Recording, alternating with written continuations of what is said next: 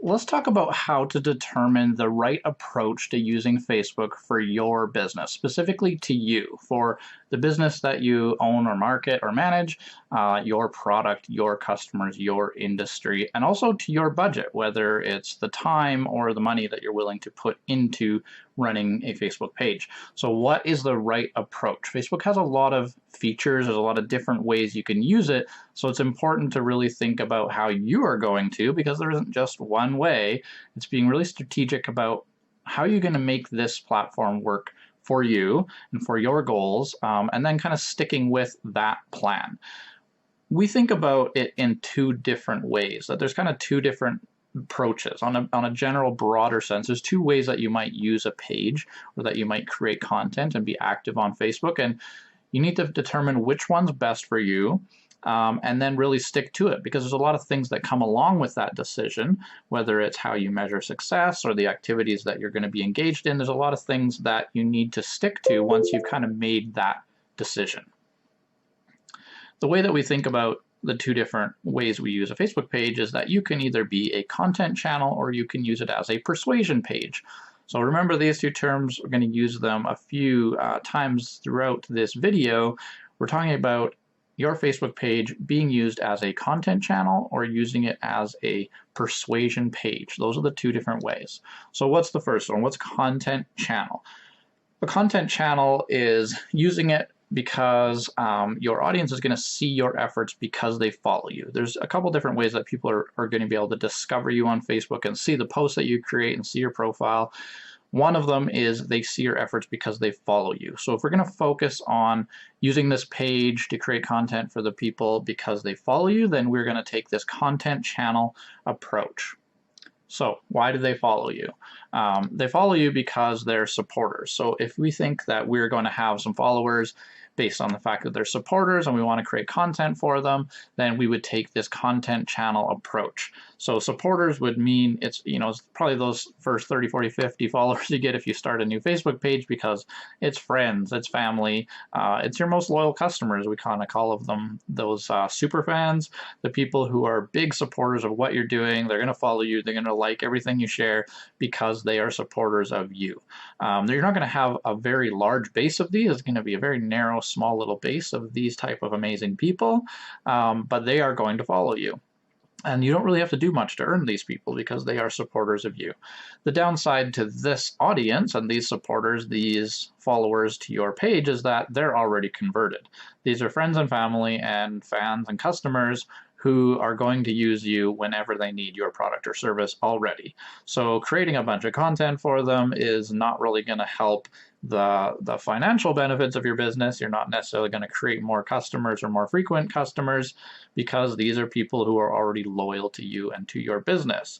There's some benefit in creating content for these people, for these followers, the supporter base, because it does enhance that relationship even further, and helps you stay top of mind. And that is beneficial because then they know to recommend you when someone asks for a referral because you're top of mind. And then also they might come back more frequently because you keep reminding them that you're here and that they should come and be a customer again.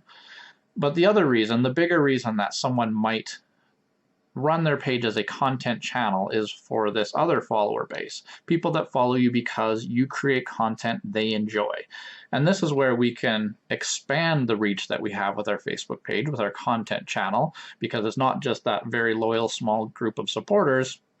We can start expanding and getting bigger market awareness because you are making content for people that they actually enjoy. They look forward to seeing. When it comes down their timeline, they're happy to see it. So that means it's not spamming people with promotions and offers. You're not telling them what you want to tell them. You're telling them what they want to see. You're showing them content that they enjoy.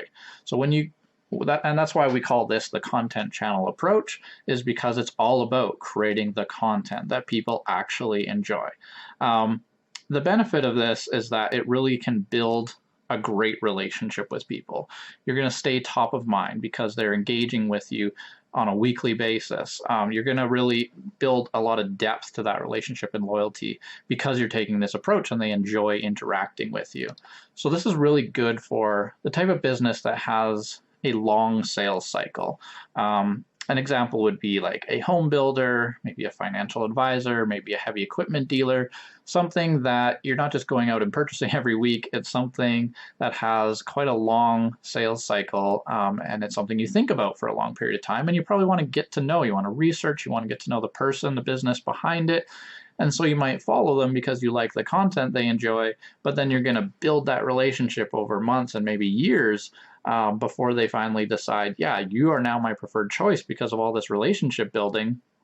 I'm going to give you a call. I'm going to come in. I'm going to go to your website, whatever your method is of becoming a customer. You're now the preferred choice because you've built that relationship over time. So it's great for that long sales cycle if you really focus on creating content they actually enjoy and building a quality relationship with them. Another type of business that it is good for is that it's good for also short sales cycles, but short sales cycles that have repeat sales, those recurring short sales cycles. So that could be like a restaurant, because you might eat at a restaurant once every couple months, maybe 3 times a week. Or it's another business would be like a hockey team. You know, you go and you buy tickets and you go to a hockey game a couple times a season. There is that repeat recurring business, and so you want to build that relationship, stay top of mind, build that loyalty, and keep them coming back. So there's benefit in creating content for those people to keep fueling those repeat, those loyal businesses. Another example would be like a mechanic, because you got to keep getting your oil changes done. You got to go in when things break. You get that relationship there, and you build very loyal people, and also people that will refer you a lot because you have a strong relationship there. So those are 2 types of businesses that are going to really benefit from a content channel approach. This isn't quite as effective for businesses who have a shorter sales cycle that's a one-time sales cycle because well, for an example, something like a roofing company, you know, you only get your roof done every 15, maybe 20 years. I don't know, depends on the roof you put on your home. But it's something that you do a little bit of research when you need it, you decide who you're going to use, and then you're not necessarily becoming a fan of them and following them and wanting to know all about what they're up to because you're hoping that you don't need to call them for 20 years. So there isn't really that repeat business there. And then also something like a mattress store, right? You decide you want to have a mattress. The sales cycle might be a few days a week, maybe a month. But then once you buy your mattress, you're not following them and wanting to know all about what's happening at the mattress store. Or maybe like a wheelchair. Something has happened in your life or your parents, and you suddenly are in the need of getting a wheelchair. And so you do that quick bit of research, you shop around, you make a great decision, but you're not really there to continue that relationship beyond the purchase because you're hoping you never have to deal with them again. So these kind of businesses, there isn't as much benefit to this content channel approach because that relationship building that would normally take place before the conversion, there hasn't been a chance for that to happen because the sales cycle is so short. And so because they're just first becoming acquainted with you and then quickly purchasing, you haven't really had a chance to build that relationship, so there's no benefit to it there. And then the other reason you'd want to build that relationship is for that recurring, that loyalty, and because that's not there, then there isn't as much benefit to this approach for those types of businesses. The good thing about this approach, about creating content they enjoy, is that you're going to lure in a lot of new people. Those first followers, the people who are your supporters, they're going to follow you regardless, and so you're not really expanding your market reach with those people. But when you're creating content, you can really expand and touch, you know, thousands of people who aren't yet customers, and really expand and grow the business and get potential leads and customers well outside of your fan base and existing support system. There's a couple of benefits and a couple of cons to using this approach. One is that it can be really effective because you build an emotional engagement with people. There's loyalty, and you become a strong preferred choice. It's not just they're nearby, they're convenient, it's a good price. There's actually a lot of loyalty and a true relationship with you. So that's going to be really, really effective. And also, you can have a lot of touch points with a lot of people. So if you're creating 2 or 3 posts a week, you could reach thousands and thousands of people, and you might reach any number of those individuals 1 or 2 or 3 times every single week. So all those touch points with that many people is really beneficial. So the con to this approach is that it can be really resource intensive. Remember that for this content channel approach, you need to make content that people actually want to see. You need to create stuff that they're excited to see when it comes down their timeline. And so that can just be taxing just on coming up with the ideas, let alone creating the quality content. So whether it be videos or photos or graphics or whatever it is you're creating, it can just be quite resource intensive to maintain that. So that would be the con. The other approach, if we don't go the content channel route, is to use your page as a persuasion page. These people are going to see your efforts. They're going to see what you're doing on Facebook because they look you up. So we're on the content channel. We're creating content because people are going to choose to follow you based on your content. Here, we're just being on Facebook because people will look you up. So why do they look you up? There's really one reason that people look you up. They want to know more about you. So the benefit to this approach is that you can just provide the desired messaging to make you the preferred choice. So if they're looking you up because someone tagged you, someone asked, hey, who would you recommend for this? And someone tagged you and tagged your page and they go over to your page, that would be a reason they look you up. Or because they heard about you and they are, if we give the example, that roofing company, they heard about you and they want to see what you've got on your Facebook page just to get to know you. Do you look professional? Do you look like you know what you're doing? Are you active? Do you have good reviews? They're wanting to know more about you. So it's kind of treating your Facebook page almost like another website. It's just another information source. And they're just seeing what you do there because they look you up. So if we choose this goal, if we choose this path, then you understand that it's not about creating content that people are excited about seeing down their feed, and you're not trying to get followers, and you're not really trying to get reach and engagement.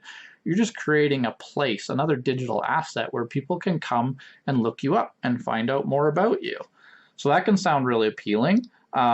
And it can be good for all types of businesses because anyone could have a Facebook page. You could be a funeral home. It doesn't matter.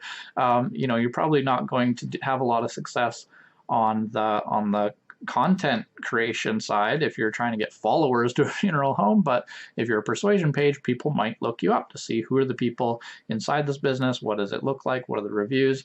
Are they active? They might actually look you up. So any type of business, people might look you up on social. So this is applicable to absolutely any type of business.